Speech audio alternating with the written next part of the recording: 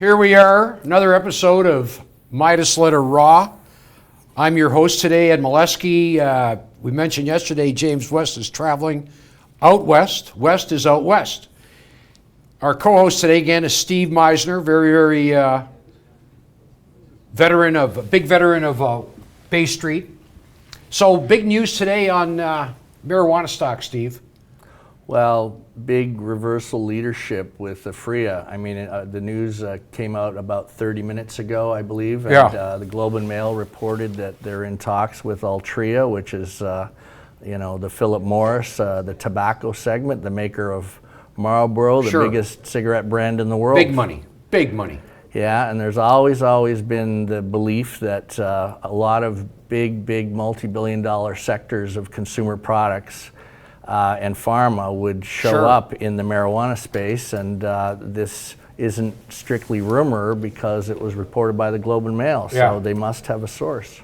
I'm going to try and get the chart up here so it's on the big screen. I mean, the marijuana stocks were sagging in general all day with the malaise of the broader stock market today, with the Dow and the Toronto index down quite a bit.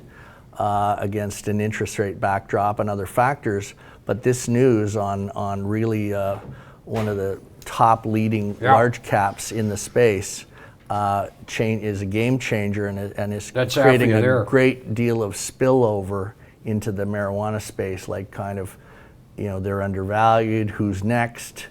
It's very material. Clearly, these behemoths, these monster companies like we've seen with Constellation, and now they're talking major cigarette company. I mean, they're going to go after the biggest and the best. Yes, because they want reach, right? They want and they have U.S. dollars, and so I mean, what's a big cap in the marijuana space for the most part is still relatively small cap. Sure. With of course the incredible exception of Canopy and Tilray, and this being one of the big players too, but the relativity and some of those consumer product sectors are relatively slow growth, and they see this going mainstream. I looked earlier, and I'm pretty sure I saw just about every marijuana stock down today, and we had to talk about the market, the bigger markets later. Yeah. But we had a bad day. And then this comment comes out in the Globe. 2 to 15% move on Aphria. Yeah, and really, it's more than a 15% move because a lot of these stocks were down on the day. So to have them go green, really the turnaround is much more than 15% and really pronounced. Yeah, look. So here's our list. I'm going to just change that list so that we can see the percentage changes. I'll just hit that one more time. So we got the winner here, Aphria, 15%, and then it drops off dramatically. And one notable loser, Green Organic, Dutchman. Those are the big ones. Those are the billion-dollar caps. Yeah. But it is material because to see so much green on the screen when only 45 minutes ago there was a general, market-related slide. I don't think it was specific to the cannabis sector. It was just general higher interest rates and profit taking in the market and such. So, but it can have such a positive effect. So the shorts see this news, like when this Aphria news, they're going to start to cover, right? Well, yeah, that's another big thing is that I think Midas Letters, Ben reported that Aphria has one of the largest, or had one of the largest short positions outstanding. So people were betting against the sector or specifically against some of the larger names. And this certainly puts a potential short squeeze on because the unknown is huge. Does that mean that Philip Morris's division, Altria parent company, puts a private placement in, aka Constellation and Canopy, and it was essentially exactly 1 year ago in early October that Constellation made that first real game-changing investment in Canopy, and that was before Canopy was even listed on the New York Stock Exchange. And I'm looking here at the worst performer on that list, Green Organic, Dutchman, and we saw here a blow off or sell off at near 10, and today we're below the previous low here. Another not a nice looking candle, but obviously it's not a stock. It's a market of stocks right now as opposed to just a stock market because we've got some people bucking the trend. Yeah, I mean, and people will generally be focusing on maybe companies that they think are perhaps most likely to be candidates with suitors or marriages or strategic investments. So, right. I can't comment on Green or I can't. I'm just looking at it in terms of where they would fit that, but that's what the markets. That's how the market's behaving. In terms of the rallies in the ones, the leadership in the larger names, they're probably trying to choose if Aphria is in, actual formal talks as reported, and who else could be, and sure. And it becomes who's going to match up at the dance, at the barn dance. And the list of candidates, I don't think is going to be that long. Like it's going to be at least $500,000 company, right? But although we saw ICC get $500 million. Sorry, $500 million. Yeah. Sorry, thanks. Well, yes, and ICC got bought out for $270, right? Yes, but that was by another marijuana player, right? Right. So that's different when the marijuana companies are getting larger, but to have an outside group, because the sizes of these potential outside groups in beverage space, whether it be alcohol beverages or non-alcohol beverages, whether it be in other consumer products divisions like tobacco or big pharma. There's so many different potential industry groups. And again, I think I talked with this with James back in June, but if we look at the overlay of a comparative with the online gambling space, for the longest time, the biggest gaming companies in Las Vegas, the big hotel and casino companies, they were totally against online gaming because they thought it would carve into their profits in Las Vegas and destination tourism for casino visits of rollers. But so they fought it through lobbying Congress, and they were quite effective because it was a powerful lobby for the longest time until they realized that two things. First of all, that online gaming was teaching more people how to fall in love with poker itself, so it actually enhanced people wanting to go to Vegas to play with the big boys in person. And secondly, eventually, after fighting it, they realized that they could get in the space, so they flip over and say, we're not fighting anymore, we're buying in or we're getting in because it's legal. So there's this whole potential theme that pharma was against marijuana and CBDs because it might cannibalize some of their current opioid businesses and other things. Right. But then you might hit that cross path where we've got to get in because the opportunity is there, and if we don't do it, there's not going to be anybody for us to buy. So that becomes the rarity of the bigger Canadian names, and of course next week it all goes legal on rec, which is it's going legal. But is it my understanding that they can only buy online for the time being? Is that? Yeah, I think our notes suggest that they won't be ready with retail till in the Q2 in April or May next year. So really, I mean that's what the notes I have. But I mean, it's I was at a dispensary. situation. I was at a dispensary a couple weeks ago, and business as usual. You can. Well, I don't want to say. Well, no, of course, but technically till next week, and there's lots of gray area here all over Canada, but technically till next week, it's still medical marijuana and cannabis with a licensed, prescription card, medical user. When it goes recreational, I mean, that's when, there's going to be lots of speed bumps here. I think, we don't know. I mean, we're in uncharted territory. We're going to find out a lot. Yeah. We're going to have a lot of times when we're sitting across from each other going, wow, did you think of that? So it'll be interesting. Well, and enforcement will be interesting because while the areas have been perhaps gray on an operating basis with the medical marijuana and it goes legal, it may not still be right away immediately legal to sell it retail over the counter as a recreational product because the various provincial governments just aren't ready. Yeah, I wonder when you're crossing the border down the road and the custom guy looks at you and says, "Are you a pot smoker?" I guess you say no, right? Like, no matter what you say. It's probably still the prudent answer because it's federally illegal in the States, and I don't think there's any mileage to try and discuss with. I mean, I'm not advocating anything. I just say I don't think there's good mileage in. And I know people have had problems, for years going to, across the southern border from here with various licenses and medical stuff, and some of those documents and privileges simply won't be recognized in the U.S. and you need to take that into account. Yeah, right. What's legal here is not legal there. It doesn't mean you can go across it. And they like to wave their big stick, don't they? Yeah, and they can't bring their semi-autos here either. So that's just how it is. Yeah. So I noticed earlier the broad markets were selling off. Yeah, I mean, October is notoriously, that whole September, October, mid-November period is seasonally, historically a weaker time of the market. You can point to the meltdown in the U.S. market in 08. It kind of really got nasty in September, really the end of September in 08. The 1987 stock crash was in early October.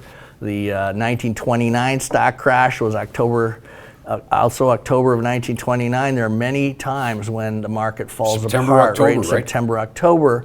And there are different reasons attributed, and people say, well, why would that be? But there are some overlying themes and psychological effects that do come into play by the time we get to September, October. First of all, we haven't really got Q3 earnings in, but remember at the start of the year, there's a lot of optimism, a lot of analyst reports set some very high earnings targets on companies, and usually they're too optimistic. A lot of buy reports because that sells stocks from the investment side. And by Q2, Q3, it may be evident in some cases that we're not going to hit those numbers, so you have downward revisions. It's been a strong year for earnings, but you've got that aspect. Plus, people are now gearing up for year-end reporting. Fund managers are gearing up for year-end reporting, so you've got some window dressing going on. And you've got maybe somebody owns too many names, so it's time to thin the herd a little and window dress and put the good names, and then you've got tax loss selling. I was just going to say tax loss selling. And you have to be aware of tax loss selling. Yeah, I mean, last week on the Dow, it hit new highs, I think, or was near new highs, and yet there were only 40. There's about 3,000 stocks listed on the New York Stock Exchange on the big board. And last week there were only 42 names that were at all-time or new highs, 52-week highs, and there were over 500 that were at new lows. So that shows a narrowing of the breadth of the market. Bad breath. Breadth.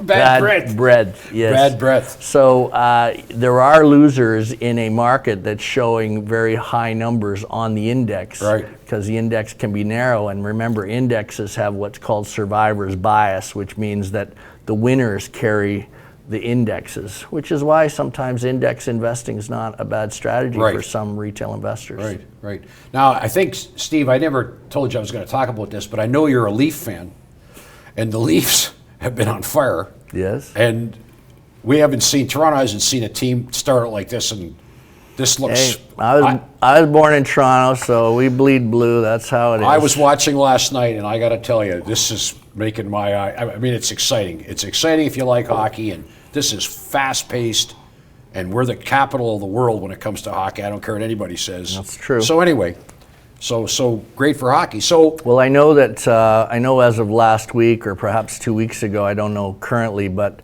the Leafs were number one on the betting pool in odds in Vegas to win the cup. I know. It was a 6.5 to 1 when I looked a couple weeks ago. I don't know where it is now. I think that was at really prior to the start of the season. But 6.5 to 1 was the best bet out of 32, 33 teams. I know. That's hard to comprehend. We haven't been there, for a while, and it's a long season, 82 games. But go Buds.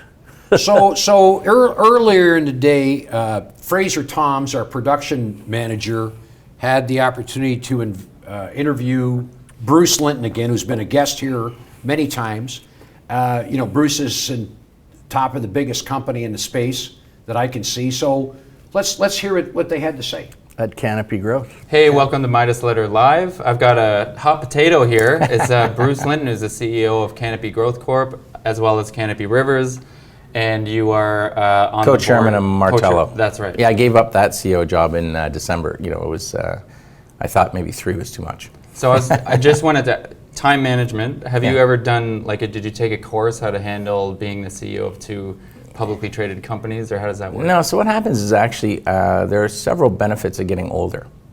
And one of them is you start to recognize what you're good at and what you're bad at. And so I think both places allow me to have a lot of time to spend with the money in the markets and marketing because they have really great people running them. And everybody says that, but it's actually usually not true that the founder can go off and do a whole bunch of stuff and the place runs better when he's away. And so when you look inside of the team under Mark Zakulin and the crew that are running that, and Tim as CFO, and if you look at Sean, Peter, and Eddie and the guys over at Rivers, John and Aaron at Martello, I don't think it would improve if I was in the shop. It improves when I'm out of the shop, making sure people know they exist, working on transactions, negotiating deals, and making sure you're in deal flow globally. Because the prospects for every one of those businesses is not in Canada. They're outside the world and leveraging Canada. And so I think, if I'm off in the Netherlands for a meeting, it actually comes up for all 3 topics. You can see me turn up maybe in Brazil and all 3 topics. And so it kind of gets good leverage on airplane travel. All right. Well, super elite member. Or Yeah, man. That goes. Speaking of deal flow, the first legal cannabis export to the U.S., that press release came out. Can you sort of expand on that? And Sure. Yeah. So it's been about 2.5 years. We began interacting with counterparties in the U.S., and we haven't yet announced who they are, but we will, to think about how do we actually do research so that if you were wishing to be a good federal government, you could actually have a stabilized supply of certain products for which you could actually seek outcomes, and then you can make your regulatory environment for the federal level perhaps use some of that. And in the course, we get new intellectual property because we're not in the business of handing off IP, we're in the business of co-generating it and commercializing it. And so 2.5 years or so of that, and we didn't put a press release out saying we have the right to export it. We might have put that out 6 months ago, a year ago. But you have to both have the right product, and then have the approval of Health Canada to it. And so that got through. I will say that if we just did that order and we said how much did we make, you would show a bunch of brackets and red outcomes, but I don't think you should look that way. You should look at it and say, how much relevance will this be 1, 3, and 5 years from now? And I think it'll be a big deal. That seems complicated to me, and I'm wondering, the conversations you might have had, or people on your team, with the FDA or DEA. Yeah. DEA. Okay. So I think we actually probably lost more on our first export to Germany, because you'll recall we were the very first company out of Canada, second in the world to send to Germany, and last quarter it was 10% of our business. Right. But we had a whole team, including getting standards built just for Germany, and spent 1.5 years getting that set up. So you've got to look at complicated as an advantage and persistence as the only pattern of behavior that gets you where you want. So the German deal obviously played well to making the U.S. one work. Well, I just think it's a sort of a pattern. Do you meet the standards? Do you have any activities which are not legal? Do you have, meaning federally, do you have certification of your product in terms of GMP1, GMP2, GAP? So once you start checking all those items, I'd say the world's pretty receptive to a company like that, and I think you're seeing it in the context of where we go. Totally. Let's see here. There's a supply agreement with Organigram I saw pop up. Yeah. So we have stores, right? So across the country, in 4 provinces, we have quite a few stores, and the first ones that'll be opening for this new wave will be in Newfoundland. And so our intention with stores is to have a selection and let people come in and get great education, make informed decisions, and pick a variety of products because we think, it's going to be like a coin toss. I'm going to have some of that tweed stuff and something else. And so it's good to have it on the shelves, and Newfoundland will be the first place, Manitoba, Saskatchewan, Alberta, and we're still working through whatever it is that's going to go on in the province of Ontario. But I think that program actually is, it's a bit bigger than us. I suspect it's more about liquor than it is cannabis, and so it's going to be a bit of texture in how we get that done. But we think as, we have 4 LP licenses in the province. We have 9 in the country. And so there's a question about who gets what where. And if it was always laid out crisp and easy, I suspect there would be no companies that started in Canada. It would have just been big guys come in. And so it's not new to our world. Right. Well, speaking of stores, I was just mentioning to you off camera about walking around Toronto and noticing High and a little bit of a presence as I walk to work and so on. I think we've locked up, after a couple of years of analysis and with Tokyo Smoke Haiku and us, I think we've locked up most of the very best locations. Now the question is, who gets them, under what terms, how do we work through that? But we have a pretty good negotiating position in that great locations. We've traded about 650 retail staff across the country who don't necessarily work even for us on our certified self-paced training, so they're actually knowledgeable cannabis vendors. We have a pretty good comprehensive winning record of applying for licenses, right? Manitoba, Saskatchewan, Alberta, and Newfoundland. There's kind of one company that came out in all those pretty well, which was us. And so we think we can probably work with whoever wants to win in Ontario. And the question is going to be who, what terms, which locations, how many locations.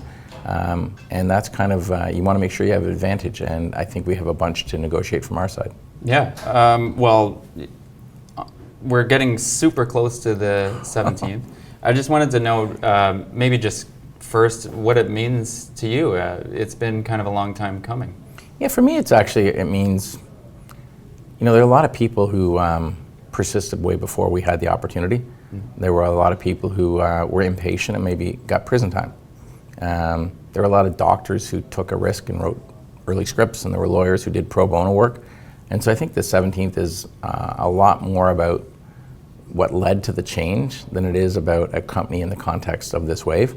Obviously for us it's a huge thing, but you don't want to be selfish in your perspective. You should really recognize this didn't happen because of us. We were a contributor, but there's a lot before us. So we've tried to make sure everybody in our company looks at a bit longer view and looks back to sort of 2001 and events before that. Well, beyond the 17th, looking at Canopy as sort of the recognized leader of the industry, at least that's how most people view it. I think it's a correct view. Yeah. It's not incorrect. No, I mean, Tilray had a 2 minutes of maybe a higher market cap. Well, but that was a very interesting thing, right? Market cap is one thing, but you should also look at tangible assets. And I like Brendan and how they run the place. For the most part, I think they're pretty well behaved. But if you have no shares in your float and you have tension on people wanting to buy it, I think we've observed what happens. Like a few million or a couple million shares trading in total float that turns into an 8 or 10 million share trade volume per day means it's a pretty fast game of hot potato. I'm not sure what kind of regulators were overviewing this and why they didn't start with a mandatory larger and sustainable float, or why they're not insisting upon lockups being taken off and the normal course trade pattern. Because I find banks don't price things at $17 or $17.50 because they think they're worth $300. They price them at $17.50 because they think it's worth $19. And they want their clients to make some money, but not all the money. And so I don't think when they priced it, they were wrong. It's just the torque that happens when you don't have any volume. Speaking of banks and the 17th, I just wanted to ask you a little bit about potential shareholders and values moving forward. Yeah. Will institutions that are maybe conservative have an easier time investing into the space? What could you just say to somebody who might be thinking about investing and they're looking at Canopy and they're thinking, well, can I get value if I jump in now? Yeah, so I'd say the world's just beginning to look. You'll notice in our shareholder base it's crept up to the mid-low 20s in terms of percentage of ownership by institutions, and that's happened after the last couple of months. Right. And if you think Canada is the only market in the world and the only thing that's ever going to happen on this topic, you will not make any gain. But if you think Canada's Exhibit A and the companies which are the most efficient in that market, create intellectual property in that market, create credibility in that market with balance sheets that can actually execute, then there are a lot more people that are going to be governed by medical cannabis over the next 1 or 2 years than exist in Canada by a multiple of 10 or 20. And so I really think the global investors are now looking at this and saying, is this global? Is this the best platform? Is this the best company? And maybe that's why we've seen our institutional shareholders go up. Right. Okay. So, moving forward, we've asked you this before. I guess 2019, it's execution, Yeah. sales. Canada, it's just execute. Yeah. Make sure you roll out the new products. Make sure the retail works in all the places you have it. Make sure in the places that it's run by others that that we have the right set of products and the right sales team. But the rest of the world is, it's execute, because there's a window of credibility in which you can leverage their concerns as a regulator environment into wanting the security of the best company. And so what you want to do is show up and bring that expertise, retract the regulators into Canada so they can see how Canada see Canopy. And, it's remarkable. When you go to see an operation in Jamaica, it's not a lot different in the SOPs and controls than it is in Canada. And when you look at what we have to do in other European jurisdictions, very similar. And so that should give us a big advantage, and now we just have to get in there and do it. So, and just finally, like I've heard you say before that, your part of your philosophy is that you just go, you don't wait, right? So being decisive, I think, is probably, would you credit that to, being at the level of success that Canopy's gotten to? To an extent, right? Like you can see what's going to happen, and then you have to make it happen. Right? There's a combination of the counterparty being receptive but not moving at the pace you might want, right, and then going in and working and making it happen. So, I think you're seeing those efforts. People would have said what a crazy thing to spend all that time and money to get Germany turned up, where we spent a year or two working through our place, being all the standards necessary, not being the first export. But, then you look at the quarter and say, well, it was 10% or more. You have to do those things. So I would think that our approach has been figure out what's going to happen and then make it happen sooner and better. And we don't look for 100% information to make a decision. 51% decision making is actually a very good model. Now you might have to make a lot of decisions, because if you have 51% of the necessary information and you make a decision, it might be wrong sometimes. But then you know more, maybe you're at 57% then, and you make another decision. And so I think you can't be uncomfortable being wrong. For sure, Canopy has made more wrong decisions than likely anyone in the sector combined, or everyone. Right. But you need to make decisions. Right. Indecision is an outcome that you don't like. And so we're pretty active on working through things and try it, go. Doesn't work, do it again. Awesome. Well, I hope you make the decision to come back soon, because we love having you here. Hey, man. Every time you guys call, I come. There's no Skype. There's show up. Awesome. Okay. Thank you. Well, always entertaining to hear Mr. Linton talk about the marijuana space. From his perspective, it looks pretty rosy, I would think. Yeah, I mean, they've really been such pioneers and trailblazers on so many fronts, right from being the very first one out the gate, and what they built, has really put Canada on the map in so many ways. So what's I don't know this gentleman, but is he? What was he? Do you know him from a prior business career? No, I do not know. All right.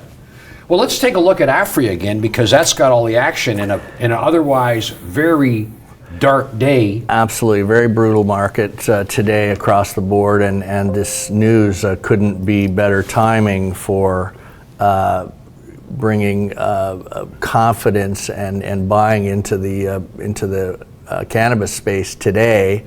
Although, it might be argued that if the news had come out on a positive day, it might be a bigger lift. But remember that while the moves up don't look huge, they are from down, much lower prices in the red, in the negative side at the beginning of the trading session or during the trading session. So this news an hour ago is again very, very compelling. Yeah, and since we've talked, it hit 2070 at one point. I don't think I saw 2070, and now it's around 2017. So still holding about almost a $4 gain from the bottom. Yeah, which stock have you put up here? That's now? a 1 month chart of Aphria. That's a 1 day chart of Aphria. 1 day. Yeah, you can so there's see the low. Just before 2 o'clock. Around 1670. Yep. And then we hit 2070. It's about $4. Yeah. So that's 25%. Yeah. I mean, from the low, it's huge. I mean, you could be sitting here and you thought, what the hell just happened, right? I mean, look, that's buying. That's powerful buying. Look at that candle. Yeah. No, that's very, very significant. So maybe we should take a look at Tilray. Yeah. There's another trailblazer with the listing in the U.S. And let's on a different market. again, viewers, keep in mind that today is a brutal day. And so to see a green in an otherwise black landscape. In a red and black landscape. Yeah, well, there you go. I A said dark landscape indeed. enter. And this is a. This is also a. Let's see here. I'll put up a. That's a. We're going to have a 3-month chart here. Okay. Yeah. So that's since the beginning. Yeah. And remember, we talked about yesterday and last week that they did that very large bond, convertible bond offering, which may have led to some hedging by certain funds. So maybe just explain to that in layman's terms so buyers of those bonds would probably sell some stock to protect themselves? Not every buyer. I mean, many would But just sophisticated ones would. Many might be very happy just to get a chance to go long such an interesting growth story with the 5% coupon and a relatively low premium at 15%, as we talked about yesterday. Right. But other professional hedge funds, if they were allowed in the deal or they were part of the deal, they might be inclined to short pure equity against the bond. And Knowing then they can convert at some point to offset their... They've got the coverage on the upside to cover a short if the stock flies and they get the coupon. But if the stock were to weaken over time, this is just generic shorting in general. Sure. In the convertible market, then they would make money on a declining stock while they have the bond protected and paying them the 5%. Yeah. So it's possible some of that. I mean, we won't know maybe the short position and whether there was any linkage to that at all. But that does happen sometimes in a convertible deal.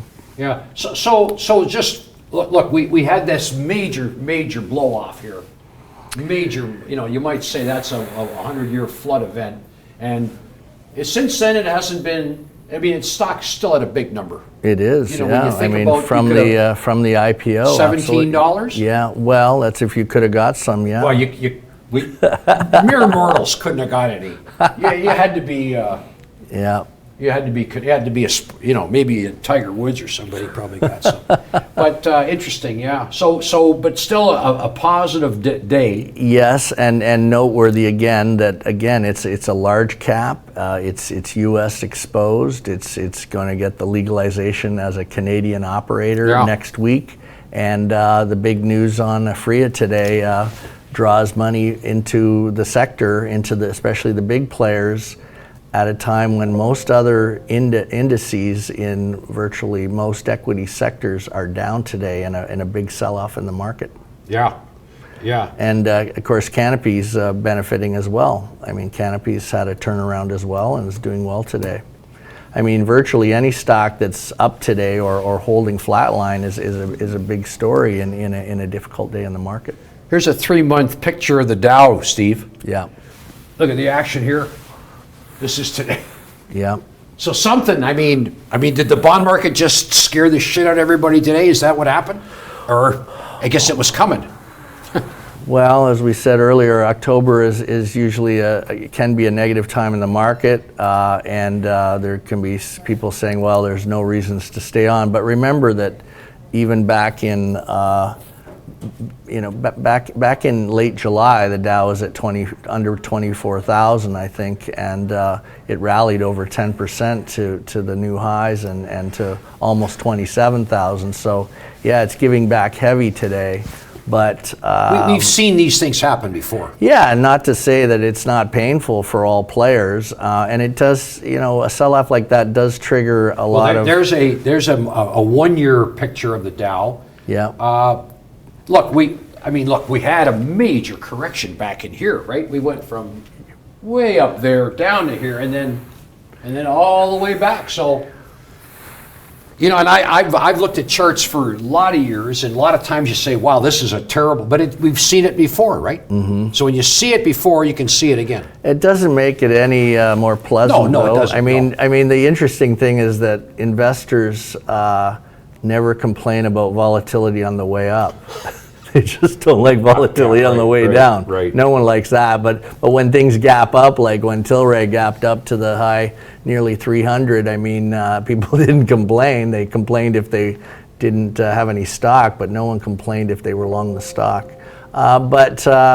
You know, there's all kinds of historic adages as well. They say, well, this is the pause that refreshes, or it was overdue, and that's why even the terminology of a sell-off, which really means people are, you know, losing money from yesterday for the most part, they call it a correction like it's something good. I mean, even the term correction is a interesting nomenclature to say, well, it's healthy and it's like it needed to correct because it was wrong. I mean, even that terminology is interesting. But that said, let me put a positive spin not on today's experience, but say the next few months going forward, and that is that seasonally, while October is typically a weak month, and we're getting some of that today, and there's other causes potentially, December, January, and February are the historically best months of the year. Right. Almost the stock market, almost not every time, but is high probability, historically almost 75-80%, that it goes up in the month of December. Because that's when the negative pressures stop. The tax loss selling is over. No one waits to December to sell the tax losses.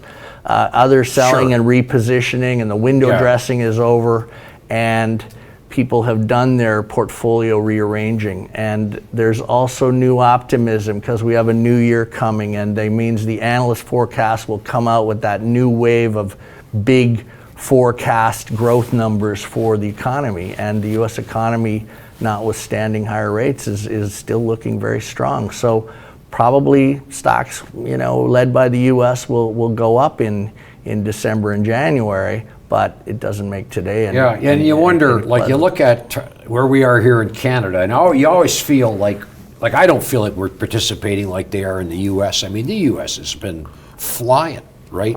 Well, you got 4.2% GDP growth versus, I don't know what we're at, 2.2. I mean, that's a significant differential.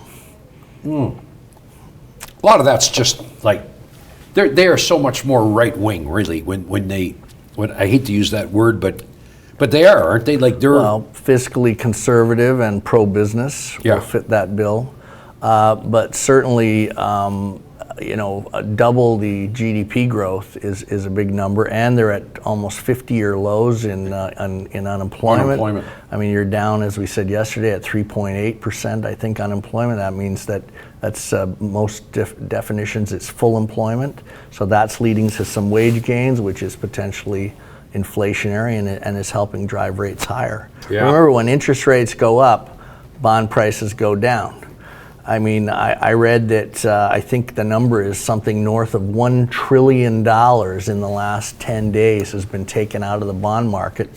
Interest rates go up, bond prices go down. So you've lost $1 trillion in the bond market because bonds have been repriced lower to reflect the higher rates. That's pretty significant. I mean, obviously the Dow being down is a big hit for billions, and who knows how big it is. People looking at their portfolios, they see their bond positions getting hurt. They say, well, geez, maybe I should take some money out of the stock market to offset what I'm losing here in the bond market. Yes, and initially when money, I mean, people own stocks because they're optimistic, because, you know, it's the greed versus fear, classic, you know, tug of war. And when stocks are going up and people are optimistic, the greed is winning out. People don't want to miss out, so they're long. When you have a bad day like this or a bad week in the bond market, the fear takes over and said, well, maybe I've made enough, or maybe I don't want to be on the side of a decline. Money comes out of, the point I want to make is that the money comes out of the markets fast. It goes in more slowly, but it comes out fast. Some of it's because of people on margin and they're forced to sell. I mean, that was a big factor in the 08 meltdown. It was probably a smaller factor certainly today.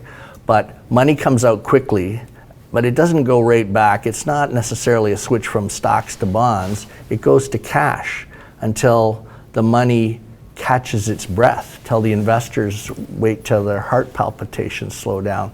And then they'll go, well, you know what, things look like they're a good deal and stocks are cheaper, and maybe I'll wade slowly back into the market. Money comes out fast, which is why the sell-offs can be a little bit unnerving and quick and dramatic, but money goes back in. And remember, the cash yields are still low. Even if they raise rates, they're still very, very historically low.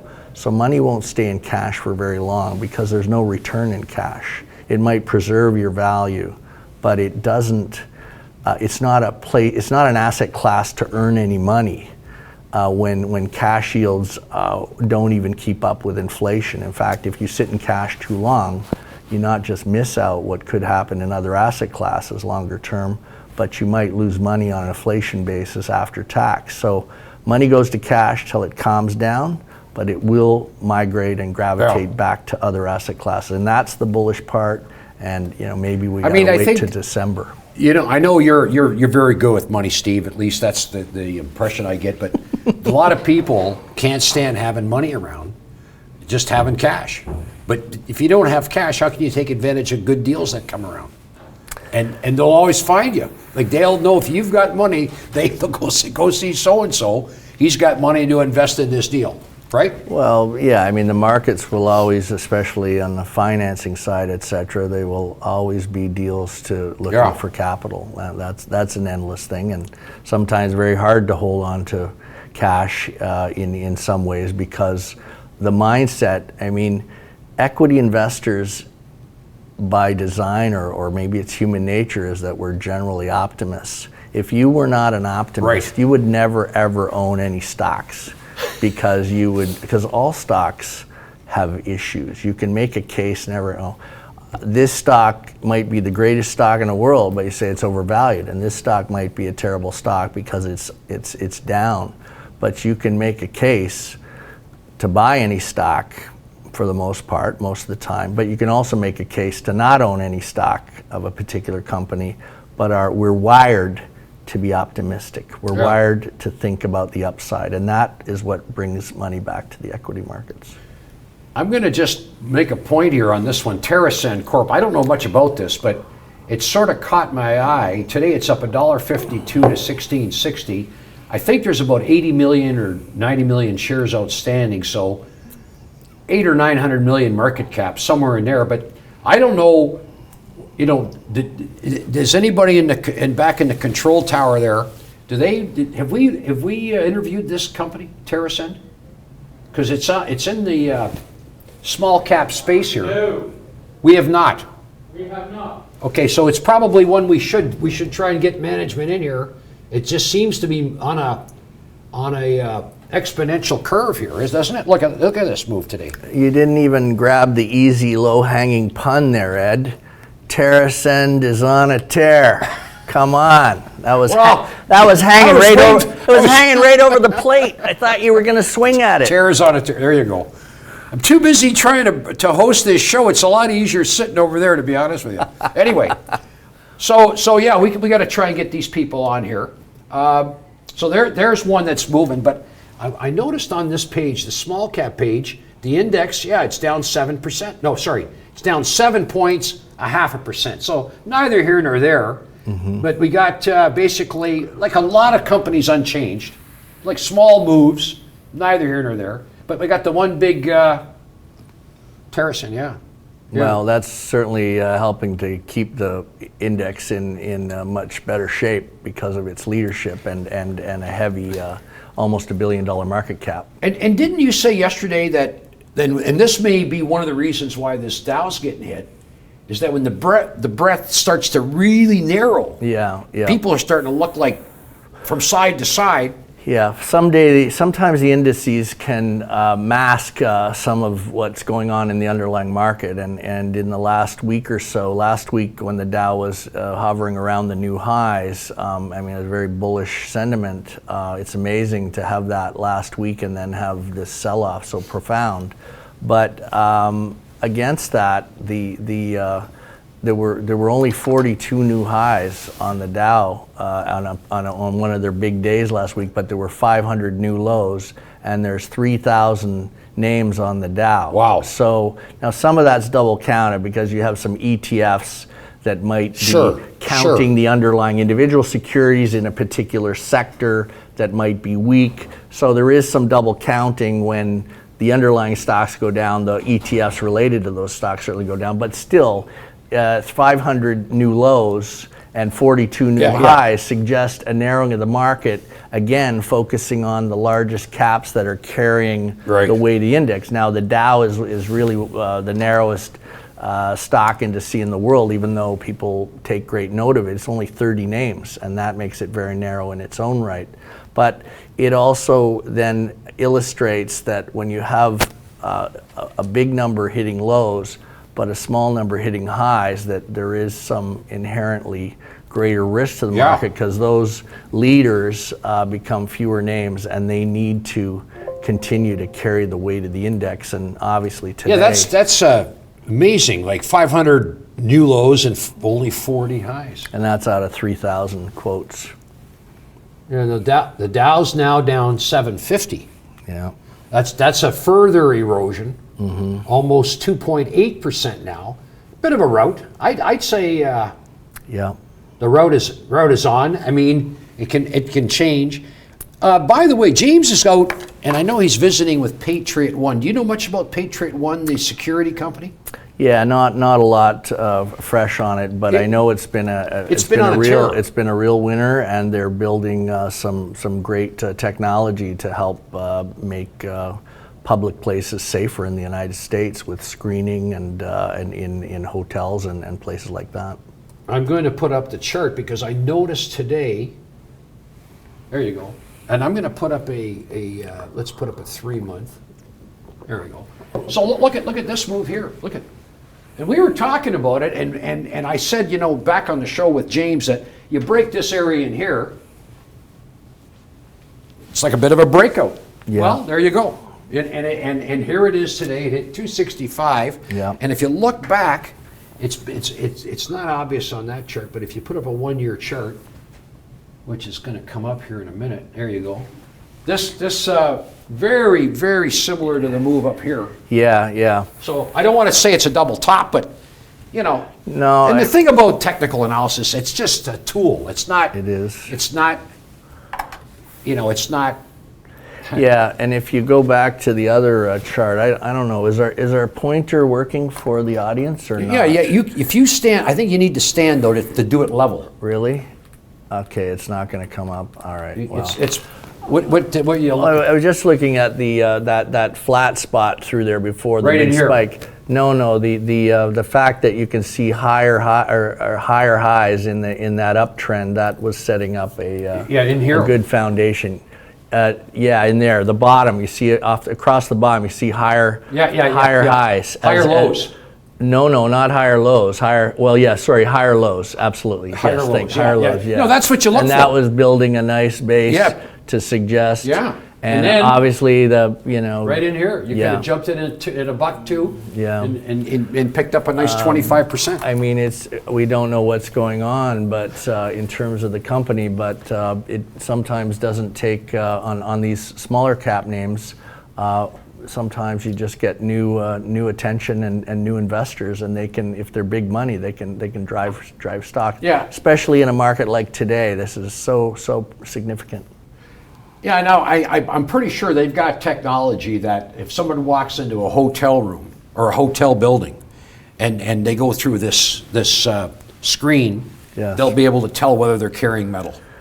Yeah, or the shape of weapons. Yes. Yeah. Well, that's been a nice to see a positive story. Yeah, and clearly broke the downtrend. Sure. Yeah. Well, there was a definite. Ago. Yeah. Sure. Yeah, but it remains to be and I will say, even though it's early to point these things out, but we've seemed to be getting some resistance here, right around the same place. Yeah. But who's to say? Who's to say? Well, and there probably isn't that much. There may not be all those holders there. So on a technical basis, that supply from that previous spike may not be as large as indicated on the volume. So there was an interesting copper article that came out today talking about one of the big copper companies out of South America that they basically sold most of their copper out already, like months and months ahead of schedule. And they were basically saying big demand out of China, big demand out of India. And yet copper seems to be reasonably comfortable. It doesn't seem to be catching a huge bid. 275, 280. It was 325, 330. Yeah. Even though that was the high end. I mean, you need copper to electrify the world, right? Like copper transfers, you can transfer energy relatively cheaply with copper. And I guess that's about the only thing. There's really no substitute. Well, and sure, in China and in India and other parts of Africa and Southeast Asia, you got what, 4 billion people, and perhaps over half of them can still be huge copper consumers as you electrify and go with water, hot water and all the things that go with that kind of new demand that we take for granted in the first world. And copper is a consumable, whereas gold is more of an investment currency. So while gold has pulled off lately, copper looks like there is a good supply-demand balance, and it probably favors upside over time. Yeah, and then there's not a lot of, it seems like a lot of companies don't want to spend a lot of money going down the road. Like, it looks like not a lot of infrastructure is being built right now. No, and mining is such a long lead time to bring on new production. I mean, it's 5, 8, 10 years sometimes to bring these mines to productive capacity, or even to get them going. So you often need so much. You need high prices. You need a willing investment market to put the capital together, to have the banks step in to make these. So that leads to extremes in the copper and some commodity markets. It's interesting to see oil down a couple dollars today, but again, remember that anything in the big futures market and commodity market has not just the normal supply demand, the buyers of oil, the sellers of oil. There's also a large trading component, and there's a large speculative component, and that's a healthy thing because it always enhances liquidity in these markets, and the oil market's obviously a huge global liquid marketplace. Yeah. But to have it down $2 or so on a day, 3% or whatever it is, down on a day when the stock markets are down, that can simply be some of the speculative money unwinding their positions because they don't know where. Yeah, they're just going to cash. Yeah, they're nervous about the big markets and saying, hey, I'm sitting in this. Why don't I get out of this and wait? Maybe I'll find something cheaper over here. Yeah. I mean, there's a million possibilities. And a number of things can still lead to a stronger U.S. dollar. We talked about them having the strongest economy of one of the big economies in the world. So that's driving interest rates higher. That's hurting the bond market, hurting the stock market, but it will be in support of a higher U.S. dollar. And remember, in third world markets, some of the secondary stock markets around the world, like the BRIC markets, Brazil, Russia, India, China, things like that, when those markets sell off, whether they're being direct stock holdings or through mutual funds or ETFs, usually when people sell those, because they are more speculative markets, with in some cases less liquidity, people then redeem for cash, and they always cash out in US dollars. So when they take money out of those other markets around the world, they end up redeeming and going to US dollars. So that is more pressure on the upside on US dollars because people are redeeming maybe Brazilian stocks or Russian stocks or whatever in their Vietnamese stocks, but when they redeem, they end up in a US dollar money market fund. They're not going to stay in the Vietnamese currency or the Brazilian currency because these ETFs and mutual fund families tend to always redeem, by default to the default currency of the world. So that redemption alone can also mean more US dollar buying, and it's deemed to be a safe haven, and it's got rising yields. So these are all factors putting upward pressure on the US dollar, which is helping to put pressure which against a strong economy has the yield curve going up, and that's causing a chill in both the bond market and the stock market. Sure. The U.S. currency is the de facto safe haven, isn't it? Like it is. Like it's the cleanest dirty shirt. Yeah, and I mean the creation of the euro was an attempt to, the United States of Europe versus the United States of America, and the Chinese. Do they really want their currency to be the reserve currency of Asia? In some cases they do, in other cases they don't, because they have more flexibility from a trade perspective. So, I mean, who knows where that's going? But in the end, the almighty greenback will keep its role for it's like foreseeable future. They're talking about everybody trying to build up their armies and their militaries, and then they're sitting on the front of some super aircraft carrier, and when you look at what the American technology is and what it has and the power, it's hard to believe anybody's coming up from second place to supplant them. And the same thing about the U.S. dollar, right? Like when you think about it, who's going to take over that role of the de facto reserve currency? And I know, I've heard Putin, they're trying to create a world without the U.S. dollar, but we're just talking. I'm just talking. Sure. But I mean, can you see it? Can you see it in our lifetime that? No, I don't see it. I mean, it's so big. There will be many different theses on this, or theses on this, but I mean, people also are going to, you can't force markets and investors to change their minds easily. They're going to go where they're most used to it, and where the rule of law and all these things. So the U.S. dollar continues to be the reserve currency of the world, and will always, it's the most accepted currency in the 272 countries or whatever it is on the planet. You will always want to have U.S. dollars in your pocket. So we're getting close to the market close here, Steve, and I think I'm going to leave the Dow chart up here only because even though it's not exactly the best index, it's certainly the most widely recognized. We're down 811, 814. It's bouncing around here, but so just a point to the viewers. I mean, the only thing I'll say here, we've had this nice run here, and then we had a nice run here. And then we had a drop similar to what we're seeing here. So the big thing, well, tomorrow, do we get a follow through before the thing finds a bottom? I don't know. And I'm not saying this chart will tell you that. I'm just saying, you look for patterns, you look for similarities. Something's changed here. Yeah, no, interesting, because earlier in the show I mentioned that December, January, February were historically great times in the equity markets, and there we see a sell-off right at the end of January in this year. And you can see that December was positive, November was positive, December, and almost all of January was very positive, and then we have this powerful sell-off, which suggests that February didn't follow through.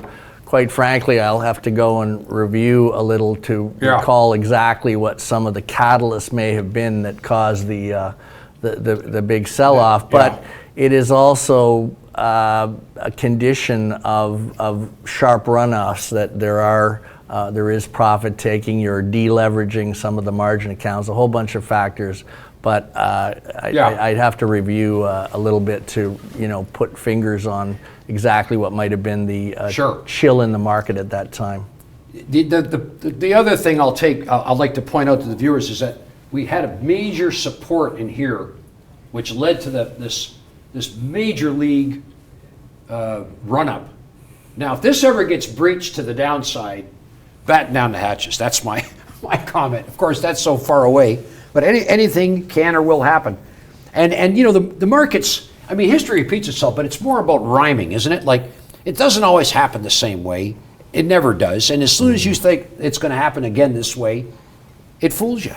I think also, Ed, we need to remind ourselves that we've had almost a 10-year bull market. The meltdown in 08 had a double bottom in November of '08, and then the second bottom was in early March of '09, and then we moved on, and that's when the NASDAQ was below 2,000. So we had almost a 4 times return if you got us to nearly 8,000 on the NASDAQ, and big moves on the Dow and the S&P and broader markets in general. So a 10-year... Here's your 10-year chart, Steve. You asked for it. Look at this. Yeah.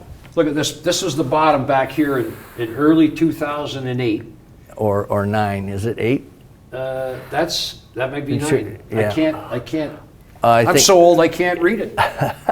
Anyway, but yeah, but look at that move. Like what? It's a 10-year bull market. So there have been a lot of cases to suggest that it's long in the tooth. On the other hand, you've got very compelling, strong economic activity in support of strong earnings. So, but the other thing that you might argue is that at the inflection points, whether it be a major market bottom or if this is a major market top, and I'm not making that call at the moment, but you tend to get more volatility because you can make a case that while people are scared at the bottom because it's usually a financial kind of fear situation and an unknown in the housing market and the other drivers at that time, you end up with this volatility of people buying and selling in rather aggressive fashions, and you get a similar pattern at more significant tops in the market, which this may be, but I'm not making that call. But it means that that stocks aren't excessively cheap. Down here they're excessively cheap, but people are afraid. Up here, stocks aren't pronouncedly cheap. So you have people, if they've been in the market a long time, they say, well, you know what, I don't need to stick around, or I don't need to stick around with all my money. So you end up sometimes with some volatility, but this market could continue. We could have a period of consolidation. Look at here, for instance. This was a couple of years ago, 3 years ago. We had a major. It looked like, I remember some of the technical guys were on the CNN channel. My friend keeps calling me. And to make a long story short, look at there, and then bounced up here, and it looked like it was rolling over. And guys were saying, we got big trouble. And what does it do? 15.5 to 26.5, 40%. Yeah, huge move. I mean, so you look at this, and there's a definite pattern here. Yeah. But it took care of that correction. So we've had another correction. The question is, I would. Like if you break here, then maybe it's... Well, that's a long way down, Ed. I know. To bring the Dow, I mean, even with an 800-point drop today, that's a long way down. This is the key level think right we're here, 23.5. Yeah. I don't. You break that level, and I think it's a little different story. Yeah, I just don't think we're looking at the 15,000. So it's kind of a historic day. I'm going to take one more look at Aphria here, just to see if, and I think I'll put up Canopy too. I see how they ended up closing on the day. I mean, still such huge positive news on Aphria, and I think while some of it's in the market today, I think more of it will be in the market tomorrow because people will who weren't following the tape all day long at 2 p.m. when the news came out. I think that it'll be in the newspaper as a big prominent news article, and a lot more people will see the noise and the news, the positive news on that talks with Altria tomorrow. So there's a 1-year chart of weed, Canopy growth. Yep. You could have bought it a year ago at $12, $13, $14. Sure, yeah. And you sell it all day long in the 60s. I mean, it's that simple, Steve. Is it simple? Why didn't you call me and tell me? I'm checking my voicemail to see when you called me. We were two lonely guys. Nobody's calling us. And Aphria, we covered, lots going on here with the bond market, oil prices dropping, Aphria holding the $20 level, well, it's closed now, so it closed over 20. I think that's positive. Oh yeah, that's huge, and massive volume today. I don't know, the volume was 15 million an hour ago, so it's I'm sure it's absolutely massive volume today. Very impressive. Well, I'll bring up a mining company that brought out some very good news today, GTT. I'm not sure the name of the company, GT, I think. Anyway, they've been drilling in the Golden Triangle where Mike Blady's drilling, and they came up with something today that suggested they've got a much bigger deposit. There we go. So there's the move we had today. Wow. So that's a move, and that now I've heard people say these people have their problems, and let me just put up a 2-year chart because I think well look at this thing. They hit in the Golden Triangle. Yeah. All the way up to 2 and change, and then all the way back, almost down, and then throw a curve again. It's a $1.14 today, big day. Yep. Golden Triangle. So there's things going on there. Yeah, no, that's a hot play. It's hard to get investor attention in the gold mining junior market because the cannabis space has been so compelling, and then we had the big blockchain party briefly last fall. But ultimately, when real tangible results are found and the Golden Triangle looks like a tremendous new gold camp developing out west, and there are some great juniors out there, I mean, ultimately fundamentals, I mean, we always hope that markets are driven and stocks are driven by fundamentals, but ultimately that kind of attention with positive results will drive stocks, even if they're not the flavor of the day, and even in a weaker gold market. Yeah, it's fascinating. I mean, you know, look at some of the big guys in town here, Eric Sprott, Rob McEwen. They're still putting money into a lot of deals. I mean, you know. Yeah, 2 of the smartest guys ever in the mining space. So without a doubt. Yeah, I mean, eventually gold will be. Well, I don't like to say for sure because you never know. But look, Steve, it's always a pleasure having you here. Thank you. And it's 4:06. We've covered a lot of territory. And you're going to be back tomorrow? Yes. We'll see you tomorrow. I think we're going to call it a day here.